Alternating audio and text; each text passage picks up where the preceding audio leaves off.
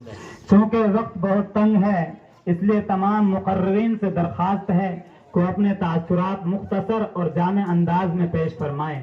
اب ہم حکم ثانی حضرت مولانا محمد صابر صاحب سے گزارش کرتے ہیں کہ وہ تشریف لائیں اور اپنے قیمتی تاثرات سے ہمیں مستفید فرمائیں۔ مولانا صاحب تشریف لائیں۔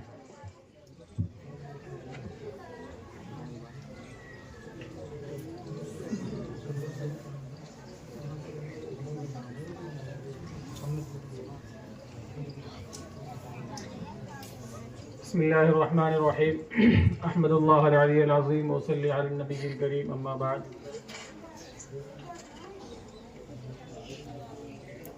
آج آپ کے اس مکتب میں حاضری ہوئی اور سب سے بڑی خوشی جہاں بچیوں کے مسابقے کو سنا، اس سے بڑی خوشی یہ ہوئی کہ ہمارے کرم فرما جناب مفتی مسعود صاحب سے ملاقات ہوئی۔ تحصیل حتیم کے تعلق سے ہم نے صرف یہ سنا تھا کہ اس تحصیل میں کچھ گاؤں ایسے ہیں کہ جن میں مکاتب بہت مضبوط ہیں اور بہت اچھے منظم طریقے سے کام کر رہے ہیں، لیکن آج اس کا مشاہدہ کیا اور اس پروگرام میں شرکت کر جو سنا تھا اس کو یقین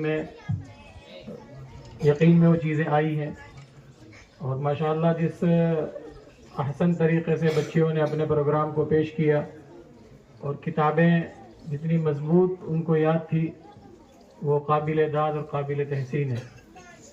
لیکن ہدایت النحو میں غالباً وہ کسی معلمہ سے وابستہ ہے وہ کتاب، یا جس ساتھی سے بھی وابستہ ہے، بچیوں کو نفس کتاب بہت مضبوط یاد ہے، لیکن اعرابی غلطیاں تھیں جن کی نشاندہی استاذ کو کر دینی چاہیے، چونکہ عربی زبان اپنی حیثیت کے اعتبار سے سب سے اعلیٰ زبان ہے۔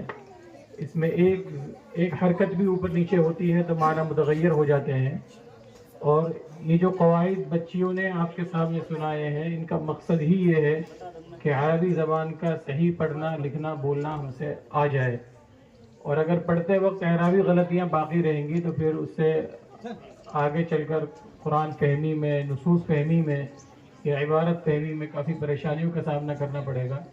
اس لیے معلمین حضرات سے یا معلمات سے یہ گزارش ہے کہ جب وہ بچیوں کو عربی عبارات یاد کرائیں یا عربی عبارات پڑھائیں تو اعراب کی ضرور تصحیح کرا دیا کریں تاکہ بچے یا بچیاں اس کو غلط یاد نہ کریں۔